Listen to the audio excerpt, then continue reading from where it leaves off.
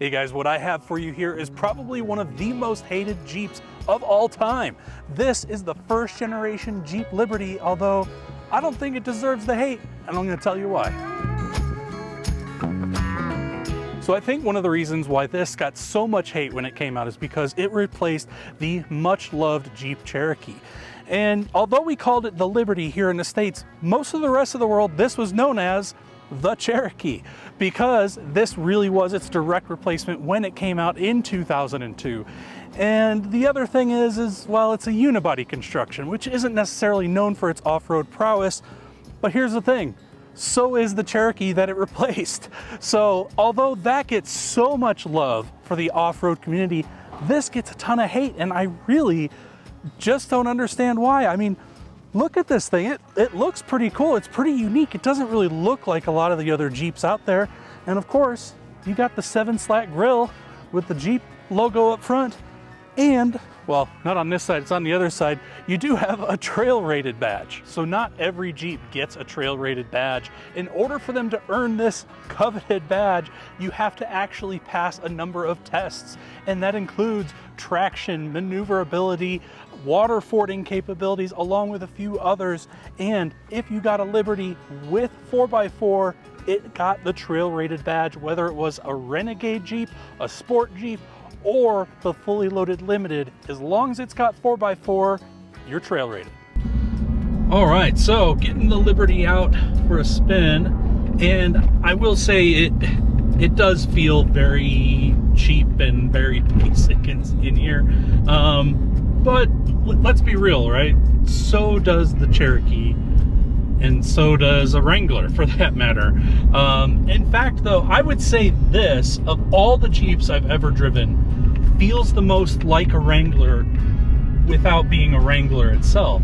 So if you don't want that full hardcore Wrangler experience, but you still want a really good off-roader, just with maybe more of a fixed roof, I think this is actually a really good option.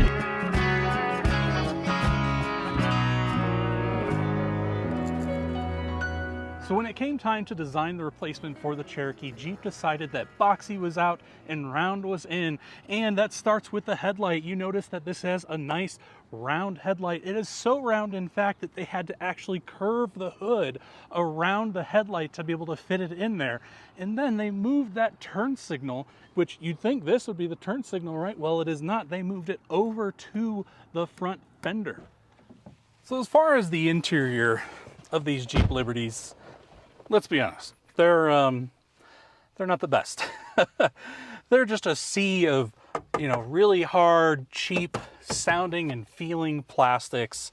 I will say, this one's got almost 200,000 miles on it, and it has held up well. So as much flack as I'm giving it for having these ugly, plastics, they do seem to hold up okay. Now this is the sport trim, which means it's just got your basic amenities. There's really nothing fancy going on in here. You just have, your standard HVAC controls.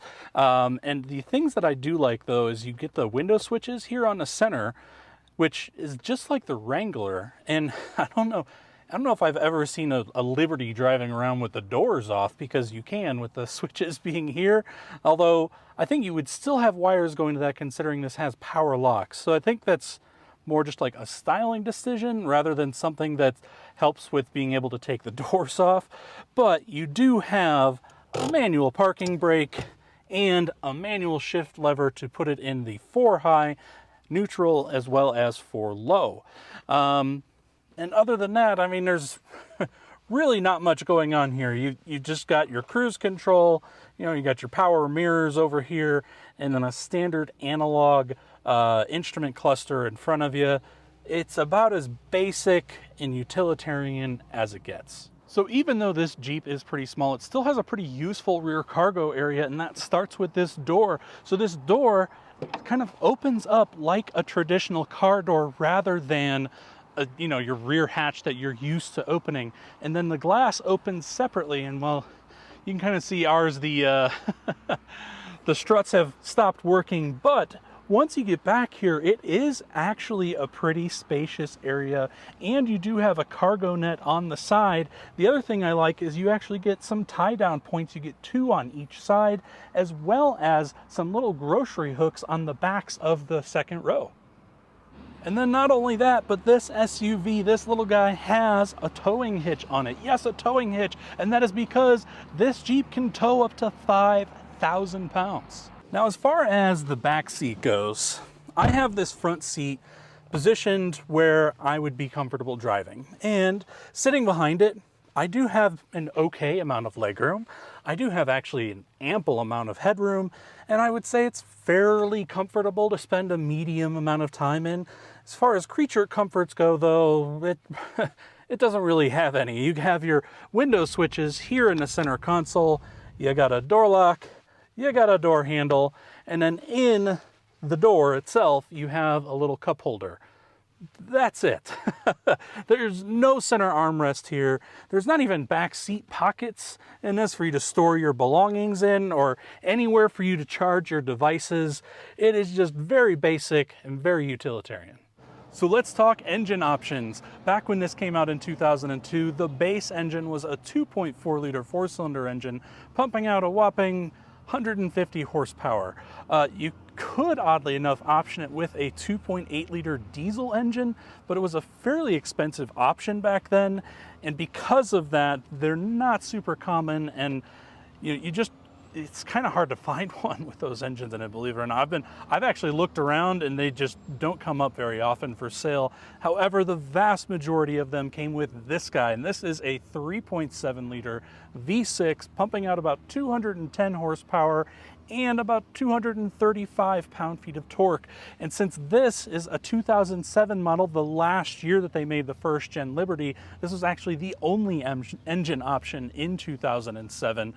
Those other two were discontinued in 2006.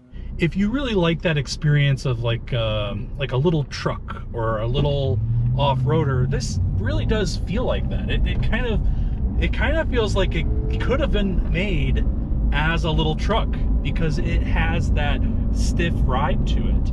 So keep in mind, these are pretty darn common out on the roads. I mean, they made almost 1 million of these. So if you're wanting a Jeep Liberty, there's a ton of them out there. It's not a rare Jeep, though there is a rare one out there. If you got like a Renegade with a 6-speed manual, because yes, they made these with a 6-speed manual. The Renegade is more of the off-roady kind of, Liberty. Although even just a base sport with 4x4 is plenty capable off-road. The Renegade just kind of elevates it a little bit. The Limited is, kind of your luxurious grocery getter that can also off-road. But the vast majority of them out on the roads are probably going to be the sport model. The one to have, though, if you can find it, is the Renegade with the 6-speed manual.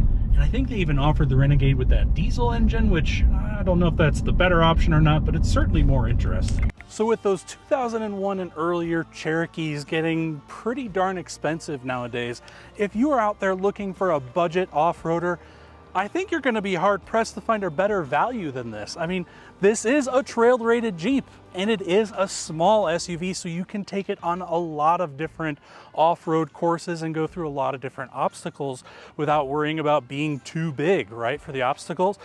And I mean, you can find these all day long for less than $5,000. In fact, we bought this, granted at a dealer auction, for about $3,300. And yeah, it's kind of high mileage, but it actually runs and drives really good. Now, as far as reliability goes, they're not known for being super reliable, but they're also not like the least reliable Jeep you can get. They're kind of somewhere in between. But I really do think that these give you a Jeep experience and can be a really fun off-roader for not a lot of money. But I'm curious to know what you guys think. Let me know in those comment sections below. And for everything else, check out all TFL. This has been Brendan. Take care, guys.